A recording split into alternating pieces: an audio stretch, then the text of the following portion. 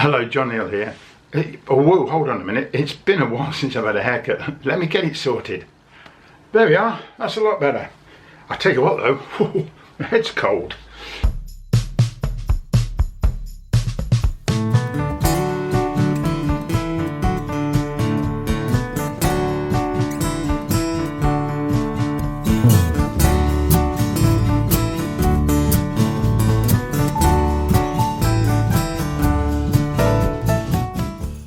Right, as well you know, we have been to the USA, to California, to see my son, my daughter-in-law and our grandchildren. It was fantastic, wonderful to do that. But, and this is sort of just an update as to the way things went really, because the problems of getting there and indeed coming back were absolutely fraught with problems. Everything to do with COVID and testing. Right, I'll try and keep this upbeat because nobody wants to hear somebody ranting away. But it was so difficult. First of all, we got these ESTAs, which are the sort of visas we had to sort out. That was fine. The passports were good. So far, okay. Now, then it comes to the COVID. And what happened was, of course, they keep changing the rules as well. But we had to do a COVID test prior to flying out, and to do that they first said it had to be in 72 hours before the flight. So we went into the process of doing that, and we went to the NHS website, and that put us to a company in London, Prenetics, and then we had struggled with getting both myself and Margaret registered with them because they wanted a separate email, one for me and one for her. We said, well, why? So we couldn't sort it out. It was getting quite stressful, to be honest, because if we'd fallen down at any point here, we wouldn't have gone. And we invested so much on this trip to see our grandchildren and family. For 3 years nearly, we haven't seen them face to face. So we pressed on, and we needed to ring customer services. Now I've run customer services. I've run Amazon and Apple and people like that, and I've spoken to people on the other end, customer services in India, in Ireland, in USA, and it's not cost me a penny because it's their customer services and generally you don't have to pay. So when we had to sort out these COVID tests, I was going through the NHS, don't forget, and then a company in London, and then for some reason they hand on the next part, which was a video witness of the test taking place, which to be honest is a bit ridiculous because it's so easy to get around that if you wanted to. That happened to be a company called Azova, which is in the USA. So there was a customer services number, so I rang it and talked to this guy in the USA, and he was very helpful. But it took 2 calls, one for nearly half an hour and another one for another half hour, and then another one for 10 minutes. It so happens, without my knowing, that those calls were costing £3 a minute. So total cost in all for those phone calls, £170 plus VAT, which took it over £200 for those phone calls alone. I found this out when I finally got to the States and they'd sent me an email. I didn't expect an email from, it's O2 by the way, are the people. And previously I'd been stung with a high cost for another call in similar circumstances really, and they did pay half of it back. So I did get back to them and they said they'd give me £50, which 100 I would have managed. And then they called me again and it upped it to £67, which was the price of the first call. It still wasn't really enough, so that's outrageous. I mean, the story is this. 2 70-year-old grandparents want to get to the States to see their grandchildren, not seen them for 3 years. They go down a process of looking at the NHS, another company, they ring up customer service, and suddenly they have a bill for £200. Not only that, the government then changed the rules, and those tests that we were trying to get for fit to fly 72 hours before were cancelled. And they said now it had to be 24 hours before you fly. So we had to do another test at Heathrow for Fit to Fly. So all this, trying to arrange them 72 hours before, was completely wiped out. But the bills still say. Now, I'll give Prenetics their fair comment, because I said to them, and it took 3 emails to go back to Prenetics and say, look, we didn't need these. And they only sent us the test that you got free from the chemist anyway, so it probably cost them next to nothing. And I demanded my money back in the end, and it took 3 emails, and they have given me back the 60 odd quid for the 2 tests, which is what it was going to cost.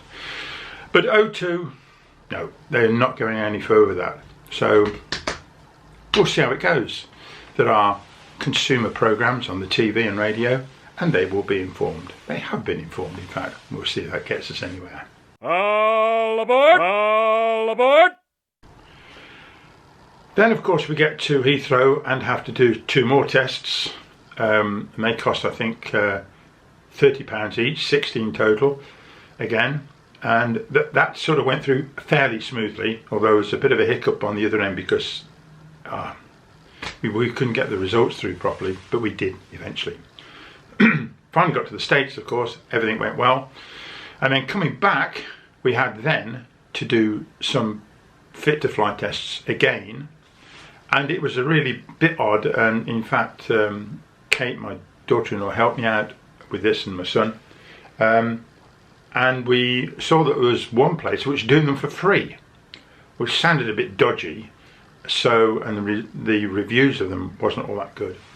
So we went for one which cost $150 each. So $300 for 2 lateral flow tests, which was cheap as chips. It just had to be signed by a doctor, and that was it. And it was a little pop-up place in a very run-down shopping area in the back end of San Jose. Anyway, we got that done. So in total, I think we must have spent near to £300-400, if not more, on various tests, cancelled tests, telephone calls, and the stress has been quite remarkable because there's other stuff to do. You had to do, we had to then do another test, having come back after 2 days. We had to go to Birmingham Airport for that, and that was a PCR test. And of course, I've had COVID, and this is within 90 days of having COVID, so that might have been positive. Fortunately, it wasn't. But that also cost, now how much was it? £90 for those 2. So, yeah, we must have spent close on £400 or £500 on the whole process. Quite stressful. Lots of people have similar stories. I mean, I know the COVID situation is very difficult, but it's added to the fact that all the systems have been so very difficult to sort out. In fact, at one point we were trying to sort out, had the whole trip been cancelled, would I get a voucher for the airfare flights for the tickets, because we'd spent thousands on them. I couldn't find out. The British Airways website was hopeless. There was a chat line on it, and it's obviously a machine, and you don't talk to anybody, and if you don't ask the right question, it doesn't understand. And then if you want to get to talk to somebody, we couldn't get through. In the end, I was so desperate.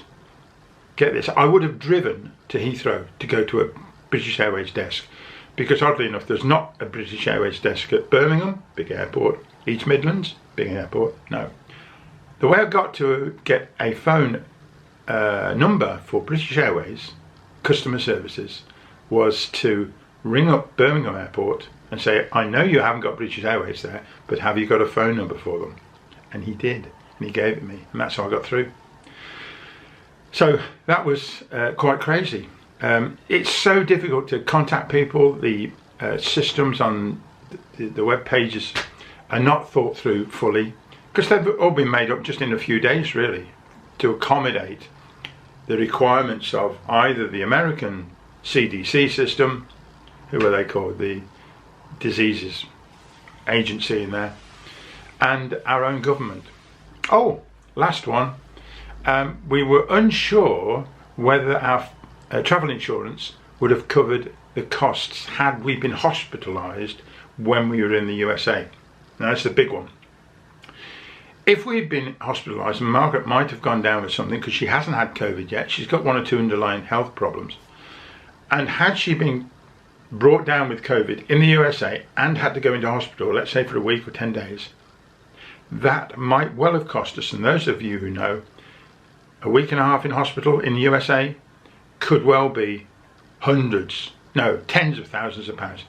We probably have to sell the house to cover the cost. Now, what happened was, the World Health Organization, about 3 weeks before we flew, said that it advised people over 60 and with health conditions ought not fly, advised them not to fly, not to travel. So I'm thinking, well, if we were in that situation and we did have to go to hospital in the US, our travel insurance would say, but the World Health Organization said you shouldn't have traveled, so your insurance is invalid. Go sell your house. Fortunately, that was not the case, and we did manage to get through to the travel insurance people, which was attached to my co-op bank account. And we actually rang them twice on this issue, and they said, no, you will be okay. It's the advice of the government, our government, about the situation, and you can travel and you will be covered.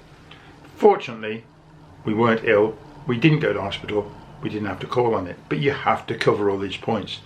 So the stress of going through all this was just unbelievable. And to be honest, I wasn't totally satisfied that all had been done until we landed back in the UK. Things could have gone wrong right up to that point. Anyway, we did make it back, but I just thought I'd keep you up to date with some of the nonsense that we had to go through to get this trip organised and sorted out. And other people, as I say, have gone through the same. But it's difficult, very difficult, and it's still difficult because the numbers are going up in this country, and it's fortunately people who are catching COVID, this latest development of it, are not quite as severely affected, particularly if you've had 2 vaccinations and the booster, which we have had. But if people have not had them, and there are a number of people for whatever reason, which is beyond me, to be honest, why they haven't been vaccinated, then they are in serious trouble if they were to catch, which is this quite infectious last version, this Omicron version of COVID. Well, it's early January 2022. Let's see if this year pans out to be a bit better. Hopefully when the weather gets better, it might not be such a problem. I'm going to say I hope you enjoyed this video. Why should you have liked it? It's just me complaining about what's gone on, but I'm just keeping you informed of the situation. So actually we're now just looking through some holiday brochures to maybe take a break in the summer and not go abroad. We'll see what happens. Okay, thanks for watching.